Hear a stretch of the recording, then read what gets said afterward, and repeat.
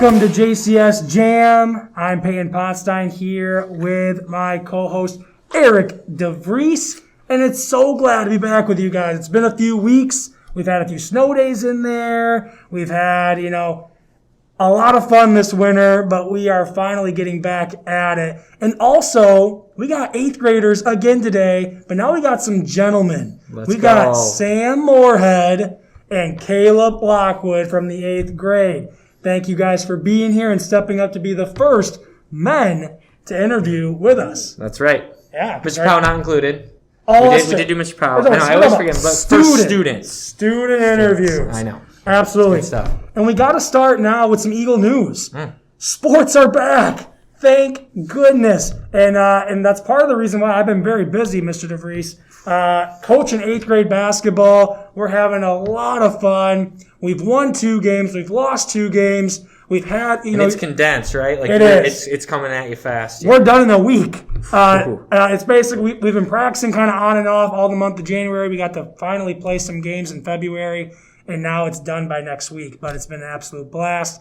And the 8th graders also presented a play called Laugh-In School. Did you get to watch it? I did. It was fantastic. It was fantastic. It was cool. You could see both 8th grade homerooms presented the play, so you could kind of see and compare and contrast different characters from different classes, and it was really good. They did a really nice job. It's fun to see students shine in that way. Right. Out a little different than maybe inside a classroom, and you really see some of their talents come out. That's Absolutely. what I enjoy about it the best. Yeah, the drama, the acting skills that you don't get to see on a normal day-to-day Sometimes basis. you're like, who is that person? I don't see that type person in my class. I know. It's just like a little more excited, maybe just another side of their personality. Right. It's fun to see that side. Sam was the principal. He was. And it was like, the dude's in charge right laying now. down the law. It was pretty good. But yeah, that's our Eagle news, folks. Stay tuned for more sports updates and other events that go on throughout this winter and spring season. Mm-hmm. And I have the joke of the day. Sweet. Now, no one else knows it here. Now, Bella last time, she guessed it. I can't believe it. Oh. And this one you guys might know, Caleb, Sam, maybe Mr. Poundstein. I'll leave a little bit of time for you to try to guess it. Thank you. What do you call, this had me laughing, what do you call a frozen dog? I don't know. Gentlemen? I don't know. Nothing? A frozen dog. Is that like a popsicle? Yeah. Oh, yeah. It is a popsicle. Yeah. Oh, that had me dying when I heard popsicle. Did you know that right off the bat? I'm pretty sure I knew that one. Oh. I like in my mind I was like, I know this. Yeah. But can I say it correctly? That was my big thing. It's like, am I gonna blow this up? A popsicle. A popsicle. Yep. The pictures I went with it was really good when I found it online. That had me laughing too. But yeah. The content was just as good. For sure. I think what helped me remember that was, have you ever seen the movie Zootopia? Yes. Where that guy makes those illegal popsicles? The popsicles. And they're paws? Yeah. That's what helped me remember that joke. I don't remember that part. Now I'm gonna have to he watch hustles it. those popsicles to those hamsters. Yeah, so whatever it takes. You guys know what I do on the weekends. Whatever I watch it takes. Zootopia. There you go. That's a good one. Yeah. That's a good one. Saw that in the theater. Absolutely. But joke of the day included, always important. But the most important thing is getting to know these 8th graders sitting across from us a little bit better. Mr. Bronstein, that's why we love bringing them on. Absolutely. Right? They got lots of experience. And we've set a template. We like to talk elementary. Mm-hmm. We like to talk middle school. Yep. And then we like to look beyond into the great unknown, Mm-hmm. which starts to come into focus as 8th grade. So we're going to start in elementary with Sam. Sam was talking about a Fort Awesome. And I think it's applicable because we got a lot of snow out right now. And he started talking about it, and I said, don't even do it. I want you to tell me about it live so I can react to it, because I want to hear about this Fort Awesome that you talked about. And give me the time when you built it, grade, all that kind of stuff. All right. So there wasn't just one Fort Awesome. I believe there were 3. 3 versions of it. Yes. From 1st to 3rd grade, me and Brandon built a fort each year. It started as soon as the first snow fell, and it would go until eventually it melted. And we would make these just we would try to make these great forts. It usually didn't turn out very well, but it was the best fort there was. That's right. Fort Awesome. Now, Still Yeah. makes it awesome. here's my big question, because as we sit in my classroom, I can see a big pile of snow out there, and in elementary kids are up there. They're building forts in this big pile of snow. Now, big snowfall comes. What happens? We get snow plow. It plows in all the new snow. All their tunnels and things were gone. So where'd you build it to protect it from the first snowfall to the end? So we built it out near the fence, away from where the snowplow would go. Smart. That's actually what version 1 and 2 were. But version 3, we excavated the snow hill from the top down. Ooh, there you go. Huh. And this wasn't just me and Brandon anymore. There was Cora and a few other kids who wanted to join. It was an operation. Recruitment into Yes. Fort Awesome. Could all of you fit in the fort? No. Okay. Because it was kind of like we would be able to dig out some of it, but then like more snow would fall and we'd have to dig it out again and whatever. But we got like 2 or 3 people in there. nice. The work at Fort Awesome is never done. Yes. I like that. I was huge in building forts too. That's right. As a kid. That's a ton of fun. Caleb, you came in 4th grade. Yeah. And so maybe not as not as much elementary experience like Sam's got here with Fort Awesome, but how was it coming into 4th grade? New school, new environment, maybe knew a few people, but also who kind of brought you in as well to kind of include you into the school? Well, after I came, Spencer introduced me. I remember that. And then like a week later, I started hanging out with Sam. Like I just tried it for once, and then we started like hanging out more. Nice. So Sam just kind of dragged you into his group there. Yeah, he was just sort of like wandering on the playground, and I'm like, to Brandon, what's with this guy? So were you guys in the same 4th? Because you came in 4th grade, right? Yeah. So you guys weren't in the same class? We fourth were grade? not. I was with Brandon. Yeah. Oh, gotcha. Well, that's what I love to hear, those stories Right. of new kid coming in, and as a teacher, you're always trying to make them feel welcome. But to hear stories of times when maybe the teacher's not always present, like Sam, you're on the playground and you see Caleb maybe still finding his way a week into school to invite him in. That I like to hear that. I don't know, Mr. Constantine. Right. Caleb, did you get to experience Sport Awesome? I don't think so. No. Yeah, Okay. I don't feel like there was a 4th grade edition. It was only a 1st to 3rd grade thing. Though I do Yeah. remember a fort like back by the shed. Okay. Okay, yeah. Was that Me the and 4th Brandon iteration? helped with that. It wasn't Fort Awesome because it wasn't spearheaded by me and him. We were sort of more hanging out with Caleb then. We had different priorities. But we Gotcha. definitely did help. So just Fort kind of awesome. Yeah. Yeah. Fort Awesome retired, It's working on a new whatever project. the people who were in charge of the fort called it. There you go. Nice. I love it. So middle school, always a 6th grade camp story. Absolutely. Matter of fact, we always gotta tell people one 6th grade camp story is enough. Yep. We got to keep it fresh. here. Diversify. This one sounded good, and so Sam's gonna tell you a game that they played, and I was with him too, not in the game, but maybe supervising the game. He's gonna tell us the game he played and maybe how him and another friend put a little twist on it. All right. So the premise of the game was that there were tennis balls sort of floating in the water, and the goal was to get them into the leader's boat. We were all sort of in canoes, and me and Brandon were in a canoe. So me and Brandon realized that everyone was just sort of picking them up and then stockpiling them and then sort of pulling up next to the boat. Me and Brandon decided, what if we do that, but with everyone else's boat? So we started boarding other people's boat and stealing their tennis balls.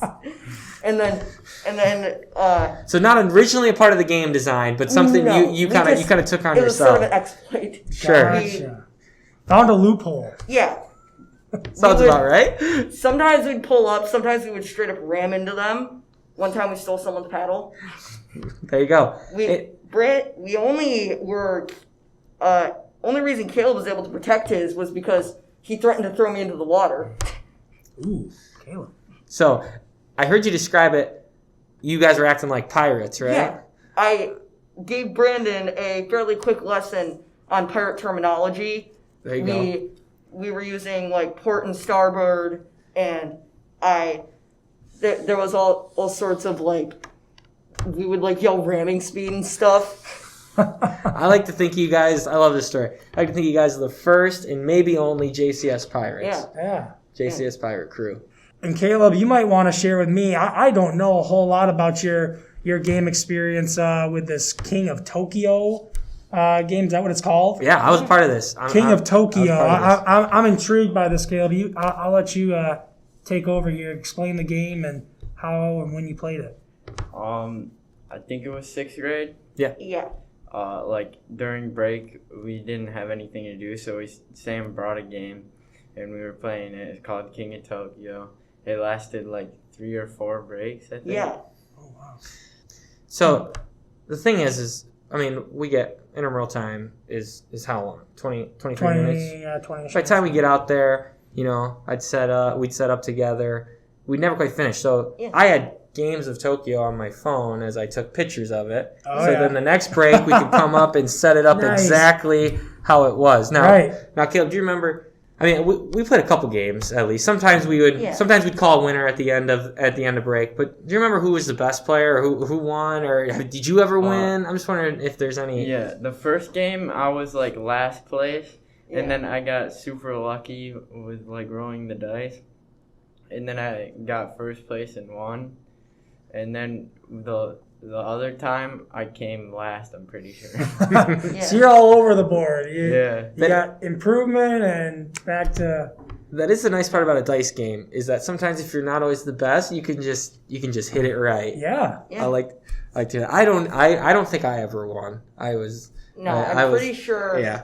I had a pretty thorough win streak, and the one time Brandon got lucky. Yeah, well, it's your game, right? Yeah. So you Yeah. kind of you were kind of teaching us along the way. So But Brandon picked it up very fast. yeah, Gotcha. that makes sense. Gotcha.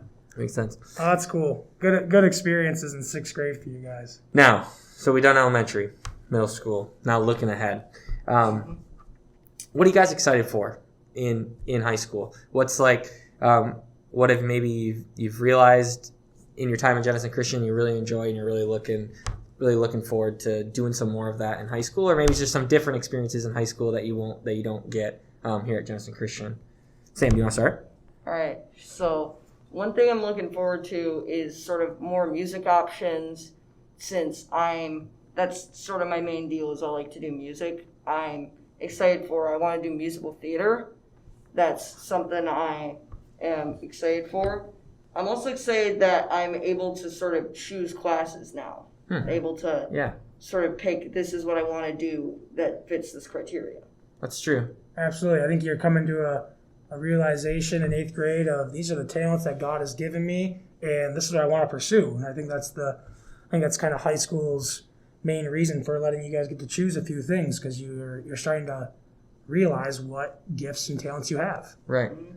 Just thinking on your music that you said you enjoy, was there a time at Jenison Christian when you were just like when you kind of knew it, or like was something, or when you got involved, what kind of showed you maybe your love of music, if you remember that? So I didn't always like it. Interesting. But 5th and 6th grade, so there's like intramurals, right? I have never liked sports at all. So the fact that I had to play a certain sport for a certain amount of time, whatever, I didn't ever really like that. So I signed up for honors choir and jazz band so that I never had to do it again. And then as I sort of did that, I realized how much I liked it. That's cool. Very cool. I remember Sam in my first homeroom, 6th grade, being like, "Come on, Sam, we gotta make it down. We gotta make it down to the rules." I know you have to, and so it makes sense that when you had another option to do during that time, you took it, and I'm happy that you did, because it revealed a love that you have. And I feel like I've seen Sam too with really, grow this gift. I see you on the praise team. Your theater that you like, right? You're the principal for the 8th grade play, so you kind of have that drama background and love, and like you said, honors choir and jazz band. So it's definitely, I think you definitely have something going for you there. It's true. Yeah. Caleb, let's switch to you now. What are some things you're looking forward to, and some skills and you want to grow in high school?